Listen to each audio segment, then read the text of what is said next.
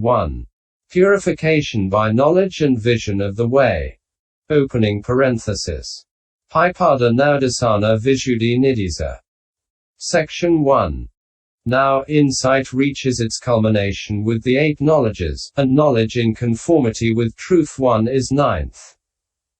These are what is called purification by knowledge and vision of the way.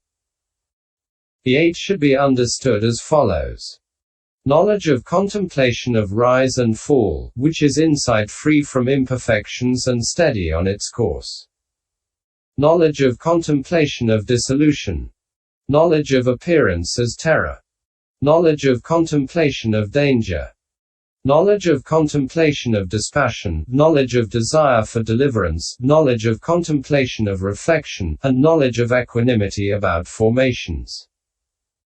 Knowledge in conformity with truth as 9th is a term for conformity. So one who wants to perfect this should make these kinds of knowledge his task, starting with knowledge of rise and fall free from imperfections. Section 2.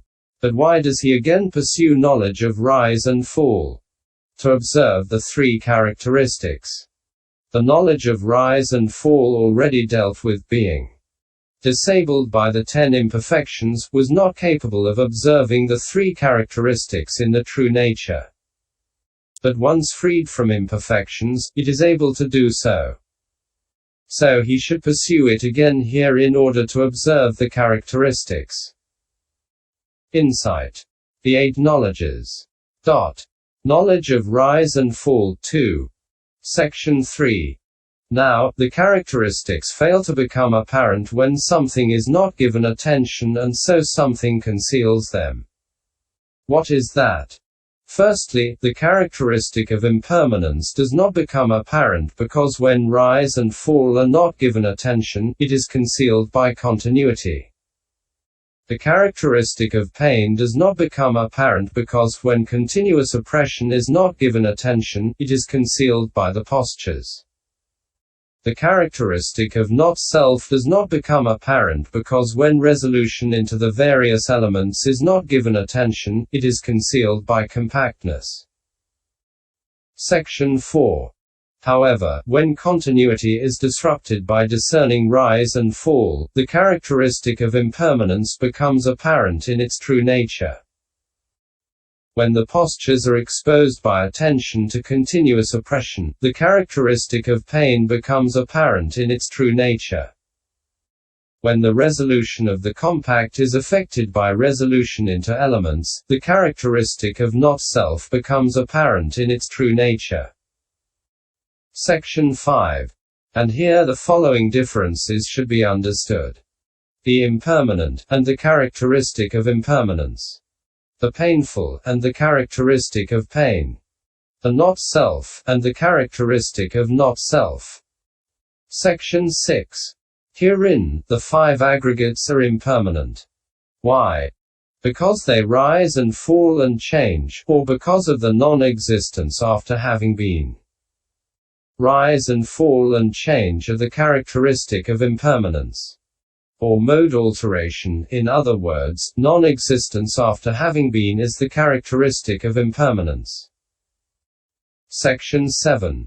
Those same 5 aggregates are painful because of the words, what is impermanent is painful. S322. Why? Because of continuous oppression. The mode of being continuously oppressed is the characteristic of pain. Section 8. Those same 5 aggregates are not self because of the words, what is painful is not self. S322. Why? Because there is no exercising of power over them. The mode of insusceptibility to the exercise of power is the characteristic of not self. Section 9. The meditator observes all this in its true nature with the knowledge of the contemplation of rise and fall, in other words, with insight free from imperfections and steady on its course. Knowledge of dissolution. Section 10. When he repeatedly observes in this way. and examines and investigates material and immaterial states, to see that they are impermanent, painful, and not self, then if his knowledge works keenly, formations quickly become apparent. Once his knowledge works keenly and formations quickly become apparent, he no longer extends his mindfulness to their arising or presence or occurrence or sign, but brings it to bear only on their cessation as destruction, fall and breakup. Section 11. When inside knowledge has arisen in him in this way so that he sees how the field of formations, having arisen thus, ceases thus, it is called contemplation of dissolution at that stage, with reference to which it is said. Understanding of contemplation of dissolution, after reflecting on an object, how is this knowledge of insight? Consciousness with materiality as its object arises and dissolves. Having reflected on that object, he contemplates the dissolution of that consciousness. He contemplates. How does he contemplate? He contemplates as impermanent, not as permanent. He contemplates as painful, not as pleasant. He contemplates as not self, not as self. He becomes dispassionate, he does not delight. He causes fading away of greed, he does not inflame it. He causes cessation, not origination. He relinquishes, he does not grasp. Contemplating as impermanent, he abandons the perception of permanence. Contemplating as painful, he abandons the perception of pleasure. Contemplating as not self, he abandons the perception of self. Becoming dispassionate, he abandons delight. Causing fading away, he abandons greed. Causing cessation, he abandons originating.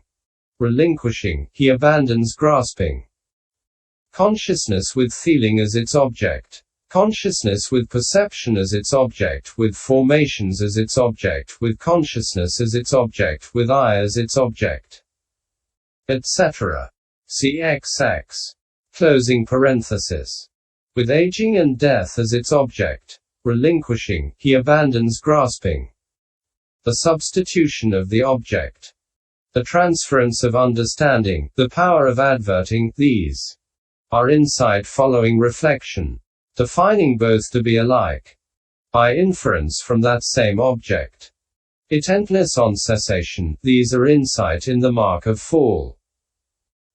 Having reflected on the object dissolution he contemplates, appearance then as empty, this is insight of higher understanding. Skilled in the three contemplations, and in the fourfold insight too, skilled in the three appearances. The various views will shake him not. Knowledge is in the sense of that being known and understanding in the sense of the act of understanding that. Hence it was said, understanding of contemplating dissolution, after reflecting on an object, is knowledge of insight. Pi Sci 57f. Section 12. Herein, after reflecting on an object is having reflected on, having known, any object. The meaning is, having seen it as liable to destruction and fall. Understanding of the contemplation of dissolution. Any understanding of the contemplation of the dissolution of the knowledge arisen after reflecting on the object as liable to destruction and fall is called knowledge of insight. How has the meaning of a question showing desire to expound. Section 13. Next, in order to show how that comes about, consciousness with materiality as its object, etc. is said.